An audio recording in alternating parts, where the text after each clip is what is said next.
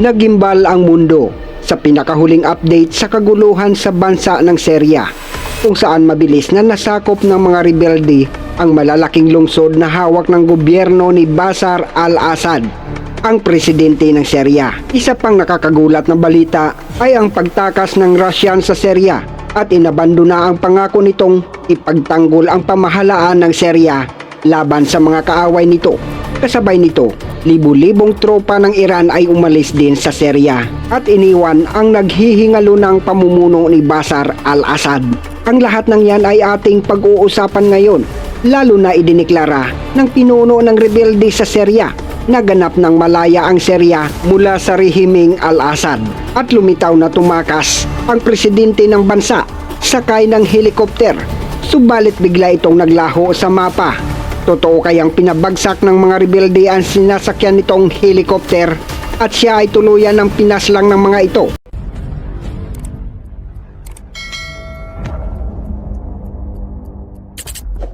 Isang koalisyon ng mga grupo ng oposisyon sa Syria na pinamumunuan ng Islamist faction na Hayat Tahrir al-Sham ang nagpasiklab sa digmaang sibil ng Syria pagkatapos ng matagal na stalemate.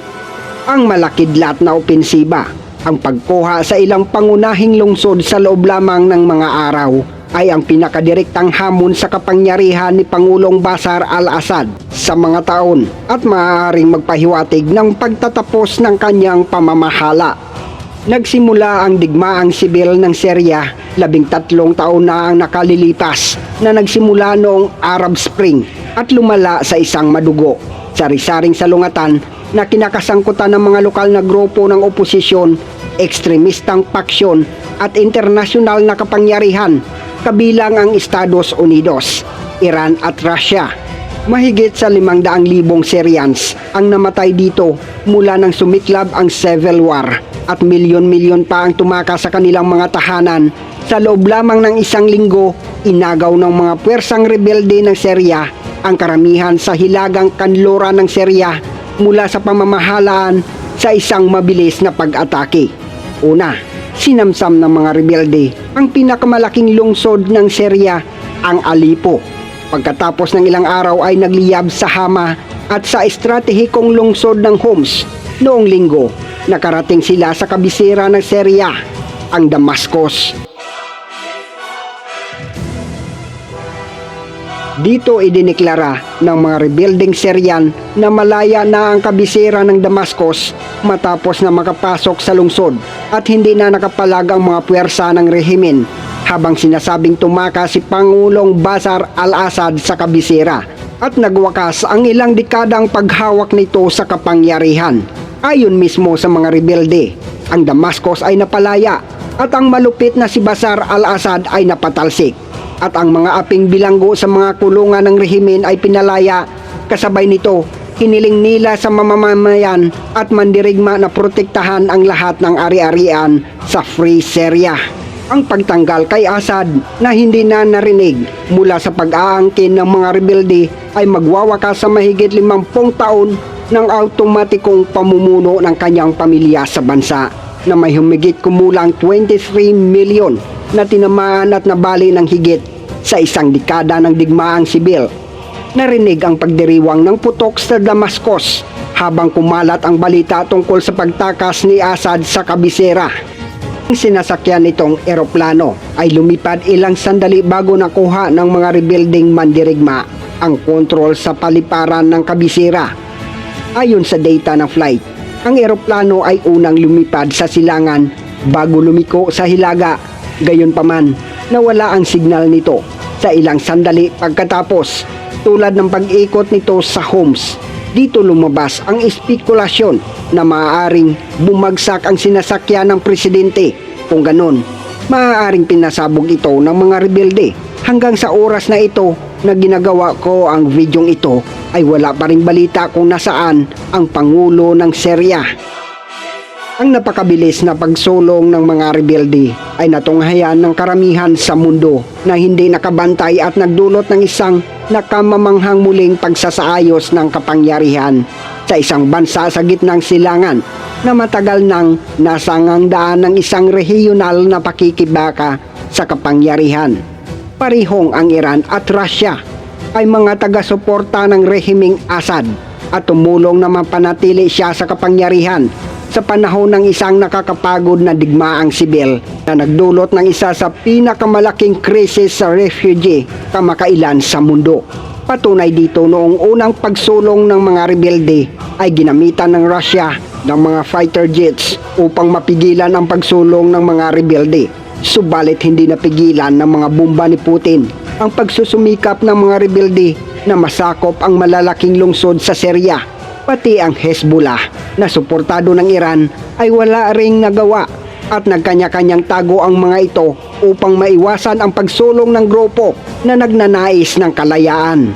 Ang pagbagsak ni Bashar al-Assad na suportado ng Iran ay kasunod ng pagbagsak ng mga pangunahing proxy ng Tehran na Hezbollah at Hamas sa mga salungatan sa Israel sa nakalipas na 14 na buwan. Sinabi ng isang opisyal ng US na ang development ng rebelde sa Damascus ay minarkahan ang pagbagsak ng Iranian nature sa gitnang silangan. Ang mga puwersa ng gobyerno ng Syria ay umatras mula sa pangunahing lungsod ng Homs noong ika-7 ng Disyembre at inabandona ang lungsod sa pagsulong ng mga unit ng rebelde pagkatapos ng wala pang isang araw ng pakikipaglaban. Ang hakbang ay epektibong pinutol ang pinuno ng Syria na si Bashar al-Assad mula sa pag-akses sa baybayin sa airbase at hukbong dagat ng Russia sa Mediterranean Sea. Ang Homs, ang pinakahuling pangunahing lungsod ng Syria na bumagsak sa mga pwersang rebelde nitong mga nakaraang araw.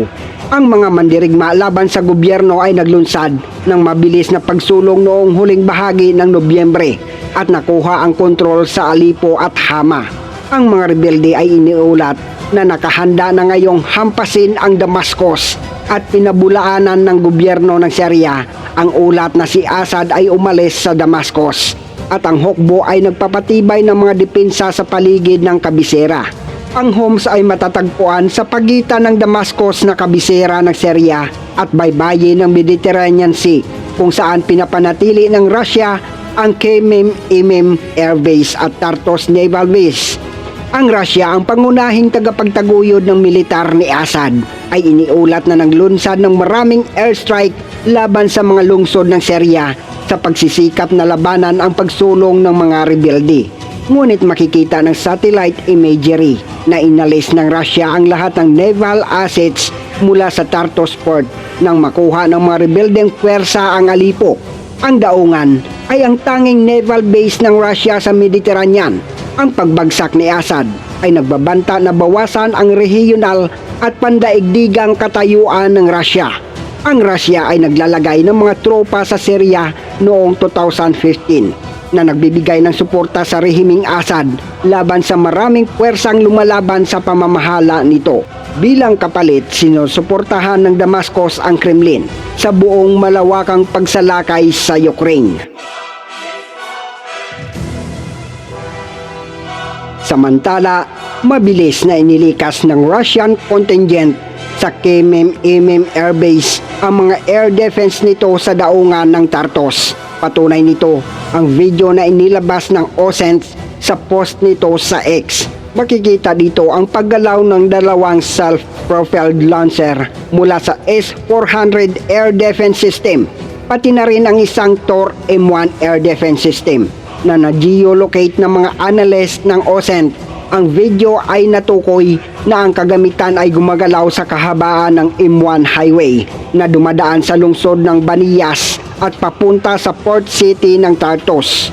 Gayunpaman, ang mga aktibidad sa transportasyon ng mga tropang Ruso sa Syria ay tumindi na pinatunayan ng parehong mga satellite images at mga video ng mga tropang Ruso na tumatakas sa labanan kung saan ang armadong oposisyon ay gumagawa ng aktibong pagsulong. Makikita sa satellite images sa daungan ng Tartus ang 3 barko ng Russia noong ika-6 ng Disyembre. Ang frigate Admiral Gorshkov, ang frigate Admiral Grigorovich at ang oil tanker na Vyazma at ang Warwasan class submarine. Sa daungan, ang mga barko ay protektado ng dalawang air defense system at ang Bastion Coastal Missile System na may Onyx anti-ship missiles ay nagbibigay ng proteksyon sa daungan mula sa dagat. Sa pangkalahatan, napansin ng mga analyst ng OSENT ang pagbawas sa aktibidad ng mga tropang Ruso sa Syria na pinatunayan ng mababang intensity ng paggamit ng Russian VKS ng mga sasakyang panghimpapawid upang matamaan ang mga konvoy at lokasyon ng armadong oposisyon. Nauna rito, iniulat na sa isang araw ng opensiba ng pwersa ng oposisyon ng Syria, ang rehimeng Assad ay nawalan ng kabuoang 93 unit ng mga armored vehicle, mga sasakyan, artillery at iba pang mga armas. Ang pag-atras na ito ng mga tropang Ruso sa labanan sa Syria ay isang matibay na halimbawa na hindi kayang panindigan ng Russia ang mga pangako nitong tutulong sa mga kaalyado nitong bansa mula sa potensyal na panganib. Ito ay isa lamang civil war at hindi pa ganap na digmaan. Kung ang mga rebuilding grupo ay hindi kayang palagan ng Russia, paano pa nila may pagtanggol ang mga kaalyado mula sa potensyal na mga mananakop sa mga kapanalig nito? Ano ang aral dito? At ano ang naghihintay sa mga Syrian matapos bumagsak si Bashar al-Assad? Ang tunay na pagsubok para sa bansa at gitnang silangan ay darating kapag ang matagumpay ngunit magkakahiwalay na paksyon ng mga rebelde ay naghahangad na hatiin ang kapangyarihan matapos ang higit sa isang taon ng walang humpay na labanan sa gitnang silangan. Ang nakamamanghang pagsuko ng rehimeng Syrian President Bashar al-Assad ay bababa sa kasaysayan ng rehiyon bilang isa sa pinakamalaking pagkabigla nito. Sa loob lamang ng 12 araw, ang mga rebelde ay nagmarcha mula sa hilaga at pagkatapos ay ang timog hanggang sa gitna ng Damascus na sinakop ang kabisera at tinapos ang higit sa 50 taong dynastikal na pamumuno ng mga Assad sa bansa. Sa wala pang 2 linggo, nakamit nila ang hindi pa nagawa ng 10,000 armadong mandirigma ng oposisyon sa 13 kahindik-hindik na taon ng digmaang sibil. Ang Russia at Iran, ang mga pangunahing taga-suporta ni Assad, ay hindi nagawa o ayaw na pigilan ang pag-agos. Parehong nahuli sa kanilang sariling mga salungatan. Ang Russia sa Ukraine, ang Iran at ang mga proxy nito sa kanilang 14 na buwang salungatan sa Israel. Sa maraming paraan, ang kagilagilalas na pagbagsak ng rehimen ay lumilitaw na isa sa mga hindi sinasadyang bunga ng mabangis na pagganti ng Israel laban sa mga kalaban nito mula noong ikapito ng Oktubre ng nakaraang taon na pag-atake ng Hamas. Binago ng sumunod na taon ang lahat ng naunang pamantayan sa rehiyon na nagtaguyod ng masusunog, hindi mahuhulaan na kapaligiran. Ilang buwan nang naglulunsad ng mga airstrike ang mga puwersang Israeli sa Syria. Pinapatay ang Iranian at ang mga commander ng mga proxy nito habang ang mga pasilidad ng pambubomba ay nauugnay sa Iran at Hezbollah, ang militanteng kilosang Libanes na sumusuporta din sa rehimen ni Assad noong digmaang sibil. Ngunit higit sa ano paman, binibigyang diin ng malakidlat na opensiba ng mga rebelde ang karumaldumal na katangian ng nasirang tiwaling rehimen ni Assad. Si Assad na humalili sa kanyang ama na si Hafez al-Assad noong taong 2000 ay isang brutal na pinuno.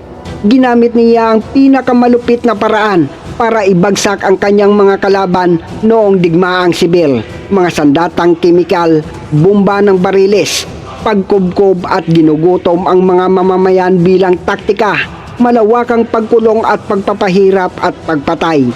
Mahigit sa 12 milyon katao o kalahati ng populasyon ay pinilit na umalis sa kanilang mga tahanan noong dekada ng digmaan. Mayroong higit sa 100,000 ang nawawalang mga tao. Dinala ng mga puwersang pangsiguridad ang kanilang kinaroroonan ay hindi pa rin alam.